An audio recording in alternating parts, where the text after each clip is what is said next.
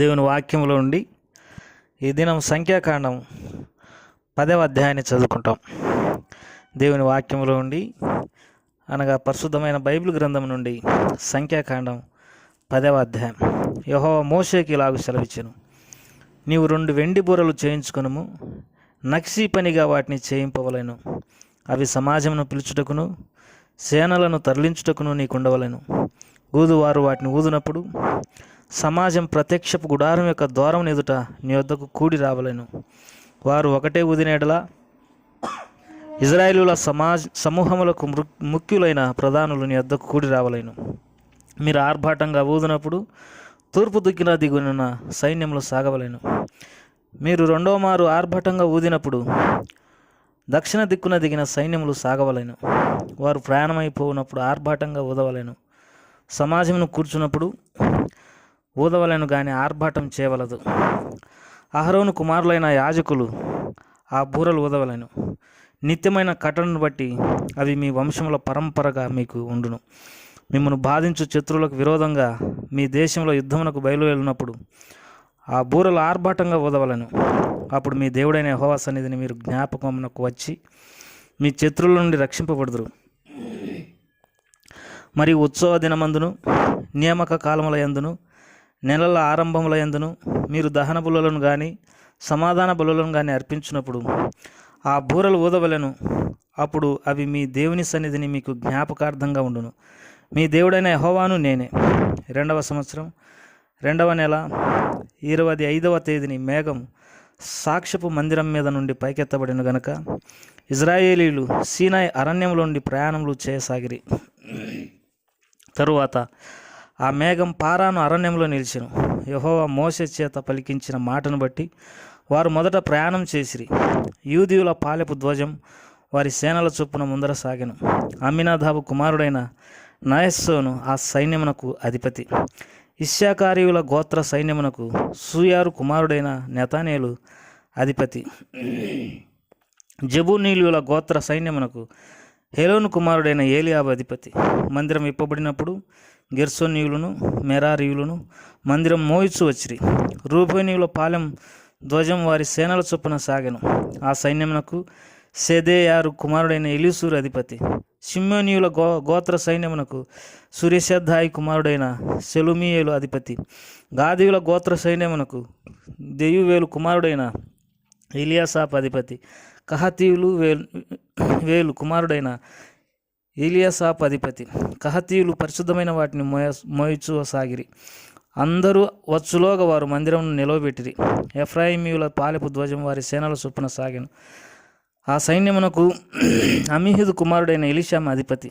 పెదనూరు కుమారుడైన గమలియేలు మనస్యుల గోత్ర సైన్యమునకు అధిపతి.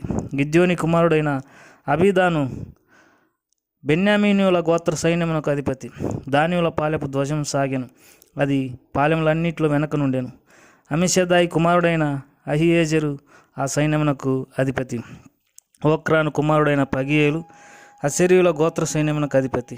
ఏనాను కుమారుడైన అహీరా నఫ్తాలీయుల గోత్ర సైన్యమునకు అధిపతి. ఇజ్రాయేలీయులు ప్రయాణం చేయనప్పుడు తమ తమ సైన్యముల చొప్పునే ప్రయాణం సాగిరి.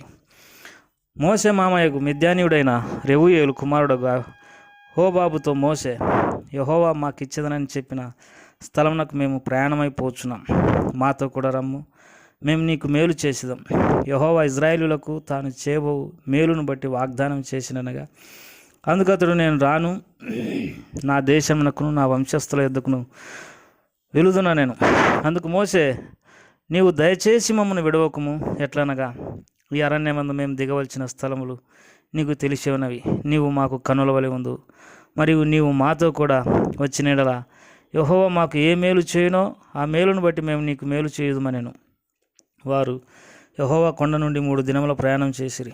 వారికి విశ్రాంతి స్థలం చూచుటకు ఆ 3 దినముల ప్రయాణంలో యెహోవా నిబంధన మందసం వారికి ముందుగా సాగెను. వారు తాము దిగిన స్థలం నుండి సాగినప్పుడు యెహోవా మేఘం పగటి వేళ వారి మీద ఉండెను. ఆ మందసం సాగినప్పుడు మోసే, యెహోవా లెమ్ము, నీ శత్రువులు చెదిరిపోదురుగాక, నిన్ను ద్వేషించువారు నీ ఎదుట నుండి పారిపోదురుగాక ఆయనను. అది నిలిచినప్పుడు అతడు, యెహోవా ఇజ్రాయేలు వేవేల మధ్యకు మరలా రమ్మనెను. ప్రభు ఈ వాక్య భాగాలను మన కొరకై దీవించి ఆశీర్వదించునుగాక. ప్రియమైన సోదరి సోదరులారా, మరి ఈ సంఖ్యాకాండం 10వ అధ్యాయం 1వ వచనంలో యెహోవా మోషేకి ఇలాగ సెలవిచ్చెను, నీవు 2 వెండి బూరలను చేయించుకొనుము. ఇక్కడ వెండి బూరలను చేయించుకొనవలనని యెహోవా మరి మోషేకి సెలవిచ్చినాడు. కారణం ఏంటంటే, మరి వారు సమూహములుగా కూడి రావడానికి, వారు ముందుకు సాగడానికి, లేకపోతే వారి మధ్యన వచ్చినప్పుడు వారు యుద్ధం చేయడానికి, తర్వాత సమాజమును కూర్చడానికి, తర్వాత నియామక కాలాలను వారికి తెలియజేయడానికి ఈ బూరలు అవసరమైనాయి కనుక వీటిని మరి తయారు చేసుకోమని దేవుడు సెలవిస్తూ వచ్చినాడు. ఇవి వారిని మరి ఒక నియమ ప్రకారం ముందుకు సాగింపజేయడానికి ఉపయోగపడేటటువంటివి. 3వ వచనంలో ఊదువారు వాటిని ఊదినప్పుడు సమాజం ప్రత్యక్ష గుడారం యొక్క ద్వారం ఎదుట నీ యొద్దకు కూడి రావాలను. కాబట్టి ఊదినప్పుడు వారు కూడి రావడము, ఇవన్నీ కూడా వారిని నియంత్రించడానికి, వారి ప్రయాణంలో వారికి ఉపయోగపడేటటువంటి బూరలు ఈ 2. ఇవి అహరోను వంశస్థులు మాత్రమే ఊదవలనని దేవుడు వారికి సెలవిస్తూ వచ్చినాడు. తర్వాత మరి ఈ సంఖ్యాకాండం 10వ అధ్యాయంలో ఇంకొక మాట కూడా మరి మనం చదువుకోగలం. ఏంటిదనంటే 13వ వచనం, యెహోవా మోషే చేత పలికించిన మాటను బట్టి వారు మొదట ప్రయాణం చేసిరి. ఈ అధ్యాయంలో మనం గమనించాల్సినటువంటి విషయం ఏమిటి అంటే, ప్రత్యక్షపు గుడారం మధ్యన ఉంటుంది. మరి తూర్పు వైపున ఎవరు ఉండాలి, పడమటి వైపున ఎవరు ఉండాలి, ఉత్తరం వైపు ఎవరు ఉండాలా, దక్షిణ వైపు ఎవరు ఉండాలా, మరి ఈశాన్యము, ఇట్లా ఎవరెవరు ఏ స్థలాలలో ఉండాలో అవన్నీ కూడా దేవుడు వారికి తెలియజేస్తూ వచ్చినాడు. అంటే ఈ విషయంలో మనం గ్రహించేటటువంటి సంగతి ఏంటంటే, దేవుడు ఎంతో క్రమాన్ని, ఒక పద్ధతిని దేవుని ప్రజలకు నేర్పించేటటువంటి వాడుగా ఉన్నాడు. మొదటి నుండి వారు ఐగుప్తు దేశంలో నుండి బయలుదేరి వచ్చినది మొదలుకొని అరణ్యంలో దేవుడు తన ఆత్మ ద్వారా వారికి బోధిస్తూ వచ్చినాడు.